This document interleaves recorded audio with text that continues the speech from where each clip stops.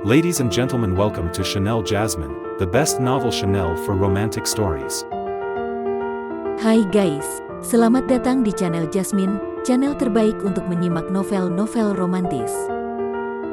Mohon dukung channel ini dengan subscribe, like dan share video-video yang ada di channel ini. Terima kasih. Perintah Kaisar Naga bab 4298, 4299, 4300. Kamu, bagaimana kamu masih bisa bergerak? Di Chongjing yang beratsa di alam Mahayana penuh dengan kejutan. Dia berusaha keras untuk meraih seruling tulang, tetapi tidak peduli seberapa keras dia mencoba, seruling tulang itu tetap tidak bergerak. Dia, seorang kultivator tingkat pertama yang bermartabat di alam Mahayana, tidak berdaya di depan kultivator yang berada alam kesengsaraan tingkat ke-7. Kamu bajingan, kamu masih ingin mengendalikanku, apakah kamu berpikir terlalu indah? Dev berkata sambil tersenyum tipis. Kabut merah yang mengelilingi tubuh Dev menghilang seketika dan menghilang tanpa jejak. Sekarang dia memiliki kekuatan alam kesengsaraan tingkat ke-7, berurusan dengan kultivator tingkat pertama dari alam Mahayana hanyalah masalah gerakan saja. Jika Di Chongjing masih ingin mengontrol Dev, itu hanyalah angan-angan. Dengan sedikit tenaga, dia mengambil seruling tulang itu langsung ke tangannya, lalu mengangkat kakinya dan menendangnya keluar. Boom! Pada jarak sedekat itu, Di Chongjing tidak sempat menghindar dan langsung ditendang. Jika Raja Iblis Awan Merah tidak menginginkan Di Chongjing mati perlahan, maka Dev akan menendangnya sampai mati hanya dengan tendangan ini. Saat Di Chongjing terbang terbalik, tubuhnya juga bergerak cepat. Hingga sebelum tubuh Di Chongjing menyentuh tanah, tinju Dev datang lagi. Bang, bang, bang. Dev meninju dan menendang Di Chongjing, tetapi Di Chongjing tidak memiliki kemampuan untuk melawan. Seorang master di alam Mahayana dipukuli oleh seorang kultivator di alam kesengsaraan. Dia menangis seperti hantu dan melolong seperti serigala. Bisa jadi tontonan seperti ini hanya bisa disaksikan di film. Ketika beberapa murid sekte tulang darah melihat ini, mereka semua menjadi pucat karena ketakutan. Tidak ada yang berani melangkah maju untuk membantu Di Chongjing. Setelah memukuli Di Chongjing, Dev kemudian meraih kerah baju Di Chongjing.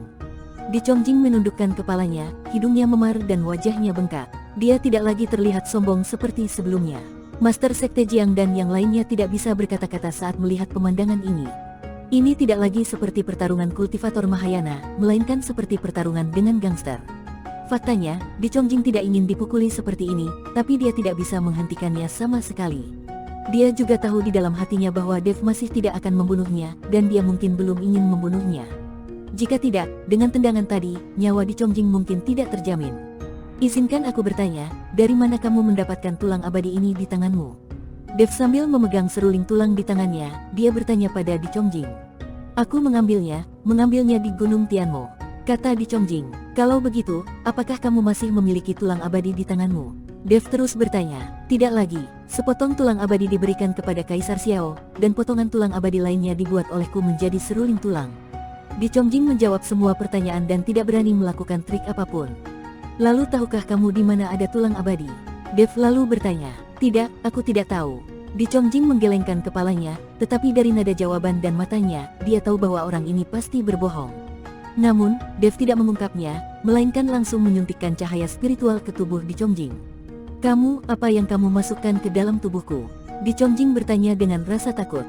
Bukan apa-apa, itu hanya pendeteksi kebohongan. Jika yang kamu katakan adalah kebohongan, itu akan sangat menyakitkan. Dev tersenyum tipis dan melepaskan Di Chongjing.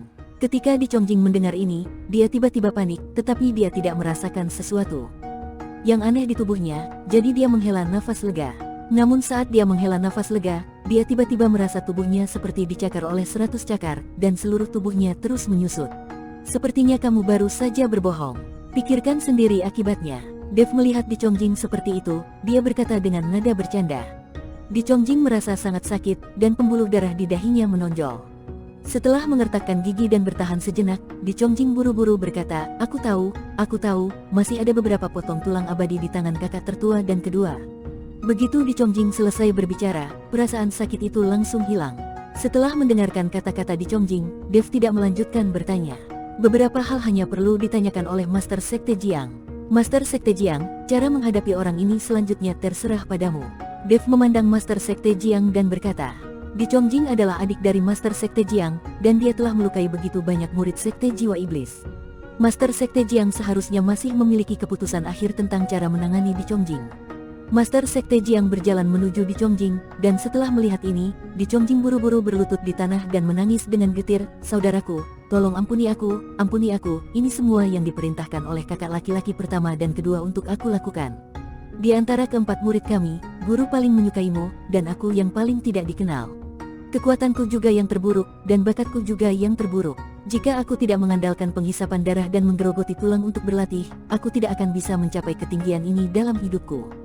Kakak senior, aku tahu aku salah, tolong ampuni aku kali ini." Di Chongjing tampak menyesal dan menangis. Ketika Master Sekte Jiang memandang Di Chongjing seperti itu, ekspresinya menjadi sangat rumit, dan ada tatapan yang tak tertahankan di matanya. Tetapi ketika Master Sekte Jiang ragu-ragu, Di Chongjing tiba-tiba melontarkan tatapan tajam di matanya, dan kemudian seluruh tubuhnya membengkak seketika, dan energi spiritual dengan gila-gilaan berdampak pada meridian di seluruh tubuhnya. Orang ini sebenarnya ingin menghancurkan dirinya sendiri. Seorang kultivator Mahayana tingkat pertama menghancurkan dirinya sendiri. Kekuatannya mungkin akan membuat seluruh sekte jiwa iblis menghilang. Dia akan meledakkan dirinya sendiri.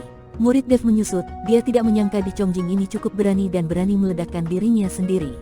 Tampaknya saat dia berlutut dan memohon belas kasihan hanyalah ilusi. Master Sekte Jiang juga terkejut dan panik. Bagaimanapun, kultivator Mahayana meledakkan dirinya sendiri, dan dia tidak memiliki kemampuan untuk menghentikannya. Jika penghancuran diri berhasil, maka sekte jiwa iblisnya akan hancur sepenuhnya. Namun ketika Dev bergegas menuju Di Chongjing, dia melihat aliran cahaya tiba-tiba terbang keluar dari tubuh Di Chongjing. Ternyata orang ini tidak akan meledakkan dirinya sendiri, melainkan akan langsung meninggalkan tubuhnya, berniat meninggalkan tubuhnya dan mendapat kesempatan untuk kabur. Selama jiwa masih ada, ia dapat membentuk kembali tubuh. Bagaimanapun, dia adalah sesama murid dengan Master Sekte Jiang. Master Sekte Jiang dapat membentuk kembali tubuhnya, dan Di Chongjing pasti tidak memiliki masalah. Terlebih lagi, masih ada kakak laki-laki dan kakak laki-laki keduanya, selama dia bisa melarikan diri kembali. Setelah jiwa Di Chongjing meninggalkan tubuhnya, dia terbang dalam sekejap, dan tubuh itu membengkak seperti bola, dan akhirnya mengeluarkan suara yang memekakkan telinga. Boom! Kekuatan penghancuran diri di alam Mahayana sangat besar, tetapi tanpa jiwa dan hanya penghancuran diri tubuh fisik. Kekuatannya jauh lebih rendah. Pada saat penghancuran diri, Dev memasang perisai dan langsung memblokir dampak ledakan. Tapi saat ledakan mereda, sisa jiwa Di Chongjing telah menghilang. Sial, orang ini sangat berbahaya, aku benar-benar membiarkannya kabur. Ketika Dev melihat ini, dia tidak bisa menahan untuk tidak mengutuk. Kemudian dia melihat murid-murid sekte tulang darah yang tersisa. Dev memanfaatkan situasi ini dan membunuh murid-murid sekte tulang darah ini secara langsung. "Tuan Chen, ini semua kesalahanku. Keraguankulah yang memberi kesempatan pada Di Chongjing." Master Sekte Jiang berkata dengan sangat menyesal.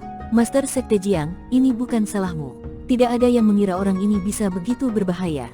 Sebaiknya kau mengatur murid-murid dari Sekte Jiwa Iblis, dan aku akan menyempurnakan beberapa ramuan untuk menyembuhkan luka mereka." Dev tidak menyalahkan Master Sekte Jiang. Di Chongjing sendiri juga bertanggung jawab. Prioritas utama sekarang adalah menyembuhkan banyak murid dari Sekte Jiwa Iblis. Dev tidak punya banyak waktu untuk tinggal di sini, jadi dia harus cepat. Melihat ini, Master Sekte Jiang mengangguk dengan cepat, dan kemudian menenangkan semua murid yang terluka parah. Dev sedang merawat murid-murid Sekte Jiwa Iblis yang terluka dan membuat alkimia.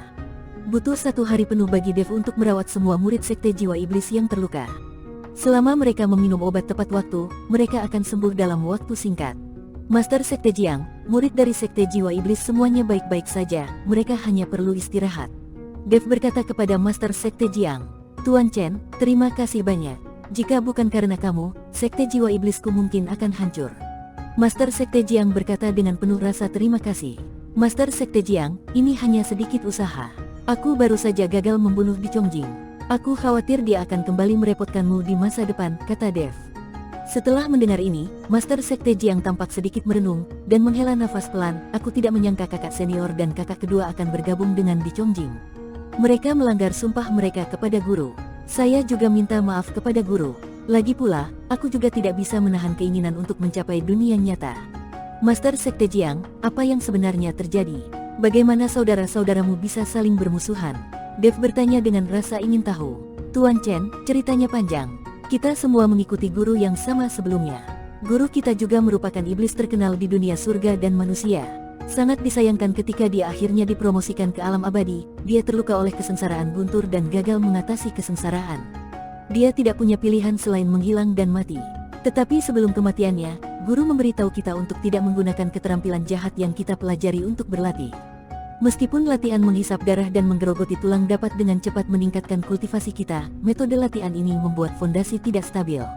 Semakin jauh kita melangkah, semakin besar peluangnya untuk tersesat. Kami semua berjanji kepada guru bahwa kami tidak akan pernah menggunakan keterampilan jahat untuk berlatih, tetapi kemudian Di Chongjing tidak menaati guru dan mendirikan sekte tulang darah. Dia terus menghisap darah manusia dan menggerogoti tulang manusia untuk berlatih, yang menyebabkan banyak kultivator di Gunung Tianmo mengeluh. Aku tidak punya pilihan selain bersatu dengan para kultivator lain untuk memburu Di Chongjing, tapi sayangnya dia melarikan diri ke dinasti Xiao di wilayah barat dan bersembunyi. Kali ini dia kembali untuk membalas dendam, tapi aku tidak pernah menyangka kakak laki-laki dan kakak laki-laki kedua juga akan melanggar sumpah mereka untuk menguasai dan menjadi orang yang sama dengan Di Chongjing. Master Sekte Jiang terlihat sangat tertekan. Terlihat bahwa dia sangat terkejut dan sedih atas apa yang telah dilakukan kakak laki-lakinya dan kakak laki-lakinya yang kedua. Master Sekte Jiang, setiap orang memiliki ambisinya masing-masing. Kita tidak dapat mengontrol bagaimana orang lain ingin berlatih. Tapi tahukah kamu di mana kakak laki-laki dan kakak laki-laki kedua kamu berada? Dev bertanya. Aku tidak begitu yakin, tapi mereka seharusnya tetap berada di tempat kita biasa berlatih bersama. Lagi pula, mereka paling akrab dengannya. Setelah Master Sekte Jiang selesai berbicara, dia melihat ke arah Dev dan bertanya, Tuan Chen, apakah kamu ingin menemukannya? Tidak sekarang, aku akan ke kota Nanjing. Waktu yang disepakati dengan Muking akan segera tiba. Saat aku berurusan dengan Muking, aku akan datang ke Master Sekte Jiang dan membawaku mencari dua kakak laki-lakimu. Dev tidak punya waktu untuk pergi sekarang, dia masih harus bersaing dengan Muking. Tidak masalah, Tuan Chen seharusnya mencari tulang abadi, kan? Master Sekte Jiang tahu bahwa Dev pasti sedang mencari tulang abadi. Ketika dia menangkap Di Chongjing, Dev terus bertanya tentang tulang abadi. Dev hanya mengangguk dan tidak berkata apa-apa. Setelah menjelaskan beberapa patah kata kepada Zeyan, Dev mengikuti Ji Yun di pesawat roh dan meninggalkan Sekte Jiwa Iblis menuju kota Nanjing. Sementara itu, di hutan lebat di Gunung Tianmo, ada sebidang tanah putih yang luas, namun ketika dilihat dari dekat, terlihat bahwa tanah putih itu bukanlah tanah, melainkan tulang belulang.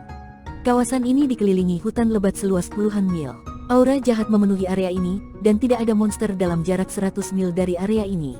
Melihat ke bawah dari ketinggian, seseorang dapat melihat bahwa sebuah aula besar sebenarnya terbuat dari tulang-tulang yang ditumpuk tinggi, yang sangat menakutkan dan membuat bulu kuduk berdiri. Mengerikan, bersambung.